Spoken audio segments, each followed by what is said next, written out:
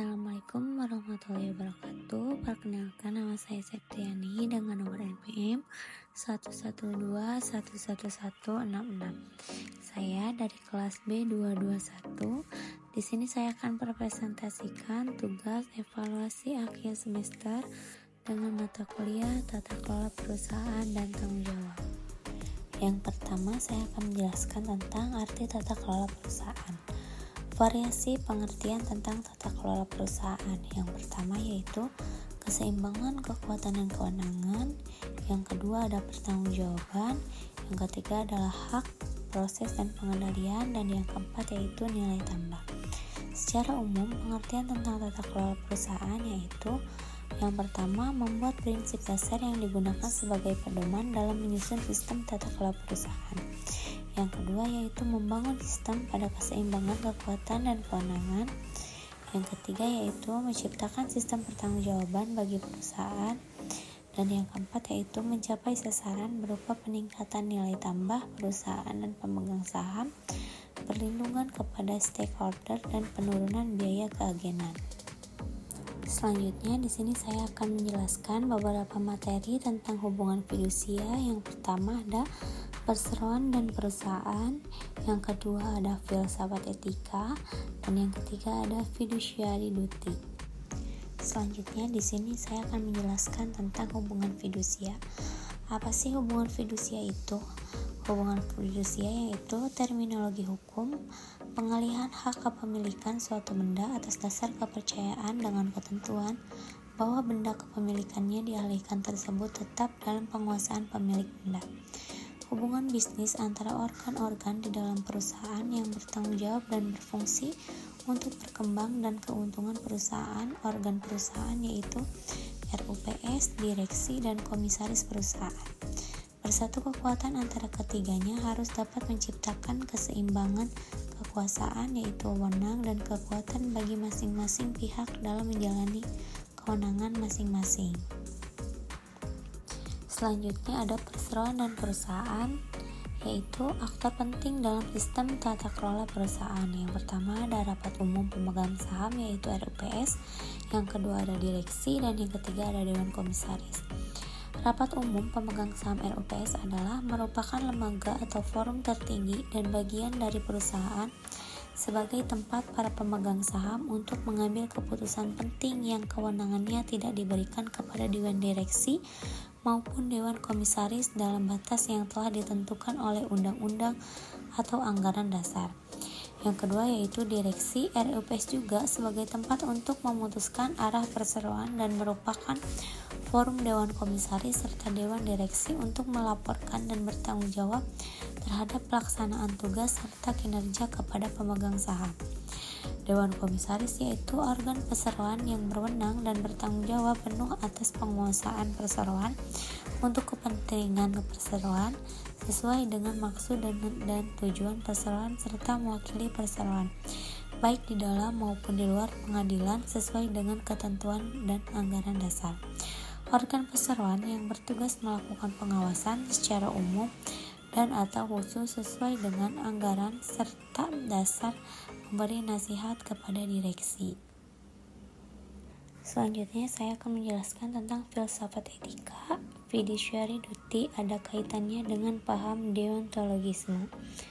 Fiduciary duty yaitu Immanuel Kant, penilaian baik atau buruk terhadap suatu perilaku dan perbuatan tergantung apakah perilaku dan perbuatan itu merupakan suatu tugas atau kewajiban. Syaratnya, tugas dan kewajiban tersebut bersifat umum, seperti undang-undang, syarat umum, contoh lain seperti proporsi dokter, perawat, bidan, dan jabatan yang melekat lainnya. Deontologisme, tugas dan kewajiban muncul karena peran yang disandang oleh seseorang. Yang pertama yaitu Hartman dan Desjardins, hak dan kewajiban berhubungan dengan keharusan untuk mematuhi hak-hak moral seorang selain hak legalnya. Dan yang kedua yaitu ada David Hume, keadilan berkaitan terutama dengan keadilan distributif. Artinya sangat penting memperlakukan bagi orang lain hak moral, perilaku etis, dan hak legal kepatuhan terhadap undang-undang. Dari sudut deontologisme, kewajiban fidusia dalam sebuah perusahaan terbatas muncul karena peran seseorang sebagai direksi atau komisaris. Kewajiban untuk memenuhi hak moral dan hak legal melekat pada peran atau jabatan. Prinsip dasar deontologisme, keseimbangan antara hak dan kewajiban, dan tercapainya rasa keadilan merupakan dasar bagi pengembangan kewajiban fidusia. Keadilan mencakup perlindungan hukum atas tindakan-tindakan yang dilakukan untuk melaksanakan tugas dan kewajiban. Filosofi manfaat pada paham utilitarianisme juga dianut dalam pelaksanaan hubungan fidusia. Pokok pikiran utama dalam paham ini adalah bahwa manfaat harus ditujukan kepada kelompok masyarakat atau orang lain. Dan selanjutnya ada fiduciary duty atau kewajiban fidusia. Batasan-batasan dalam hubungan fidusia harus ditetapkan secara jelas dan tegas. Hal ini melindungi dari tindakan-tindakan yang tidak bertanggung jawab oleh pihak pemangku kewenangan dengan mengatasnamakan perseroan perusahaan. Hubungan fidusia muncul dalam kondisi sebagai berikut. Yang pertama, seseorang karena integritasnya memperoleh kepercayaan dari orang lain, orang ini dapat mempengaruhi seseorang tersebut. Seseorang menerima pengendalian dan tanggung jawab dari orang lain. Seseorang mempunyai kewajiban untuk berbuat atau memberi nasihat kepada orang lain. Hubungan khusus yang terjalin secara tradisional diakui sebagai bentuk fidusia. Sebagai hubungan timbal balik dari kepercayaan yang diberikan dalam hubungan fidusia, direksi atau komisaris mempunyai kewajiban untuk melaksanakan amanah sebaik-baiknya. Sobihullah terkait tata kelola perusahaan merinci kewajiban menjadi poin-poin, yaitu ada 6 poin, boleh dibaca. Ada duty of the cure. Selanjutnya ada pemilikan perusahaan. Yang pertama ada organ perusahaan, yang kedua ada rapat umum pemegang saham, yang ketiga yaitu perlindungan pemegang saham, yang keempat yaitu peningkatan nilai tambah, dan yang kelima yaitu wewenang RUPS. Selanjutnya yaitu ada organ perusahaan. Organ perusahaan yaitu komponen-komponen perusahaan yang bertanggung jawab terhadap keberlangsungan perusahaan atau perseroan terdiri dari, menurut Undang-Undang Nomor 40 Tahun 2007 tentang UPT, terdiri dari RUPS, direksi, dan Dewan Komisaris. RUPS adalah rapat dari perseroan untuk membicarakan atau menentukan hal-hal yang berkaitan dengan kepemilikan perusahaan. Direksi adalah organ perusahaan yang berwenang dan bertanggung jawab penuh terhadap pengurus perseroan, termasuk mewakili perseroan baik di dalam atau di luar pengadilan. Dewan Komisaris adalah organ perusahaan yang bertugas melakukan pengawasan dan memberi nasihat kepada direksi. Pada umumnya, tata kelola perusahaan meliputi pemilikan pemegang saham atau pemilik modal, pengurus direksi, dan Dewan Komisaris tetap pengawas.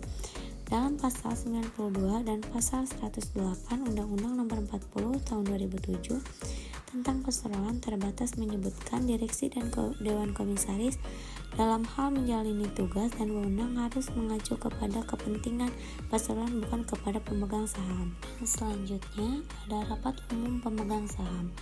Untuk menjalankan fungsinya di perusahaan, pemegang saham membentuk RUPS sebagai tempat para pemegang saham mengambil keputusan tentang sesuatu yang berkaitan dengan perusahaan. Isu RUPS adalah terkait organisasi, manajemen, kinerja, prospek, personalia, perseroan, dan menyangkut kepentingan mereka. Kepentingan pemegang saham ada 2 hal, yaitu perlindungan sebagai investor dan peningkatan nilai tambah. Yang kedua yaitu perlindungan diperlukan terutama bagi setiap pemegang saham minoritas agar tidak diabaikan oleh pemegang saham, pengendali, direksi, dan Dewan Komisaris. Dan selanjutnya di sini saya akan menjelaskan tentang perlindungan pemegang saham dan peningkatan nilai tambah. Dalam perusahaan yang terbentuk badan hukum perseroan terbatas, pemilikan dinyatakan dalam bentuk saham.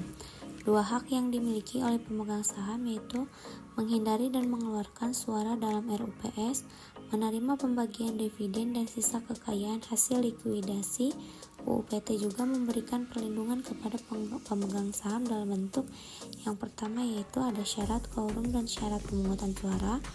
Yang kedua, hak mengajukan gugatan hukum, hak meminta sahamnya dibeli dengan harga wajar, hak mengajukan permohonan untuk dilakukan pemeriksaan terhadap perseroan, hak untuk mengajukan usul pembubaran perseroan, hak meminta diselenggarakannya RUU PS tahunan atau RUPS lainnya.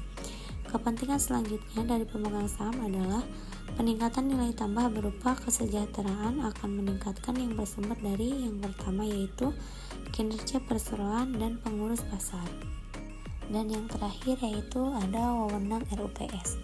Kegiatan yang harus diputuskan dalam RUPS yaitu persetujuan atas rencana kerja yang disampaikan oleh direksi. Persetujuan juga dapat dilakukan oleh Dewan Komisaris tertera dalam pasal 64. Persetujuan terhadap laporan tahunan termasuk pengesahan laporan keuangan yang disampaikan oleh direksi tertera dalam pasal 69.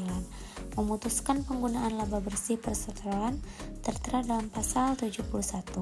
Menentukan besarnya gaji dan tunjangan anggota direksi tertera dalam pasal 96 ayat 1. Kewenangan ini dapat dilimpahkan kepada Dewan Komisaris pasal 96 ayat 2. Menetapkan besarnya gaji atau honorarium dan tunjangan bagi anggota Dewan Komisaris tertera dalam pasal 113. Mengangkat dan memberhentikan anggota direksi tertera dalam pasal 94 dan 105.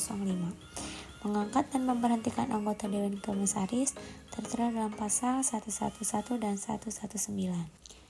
Sekian presentasi dari saya. Mohon maaf apabila banyak kekurangan atau ada kesalahan kata. Semoga ilmu yang saya sampaikan ini bermanfaat. Wassalamualaikum warahmatullahi wabarakatuh.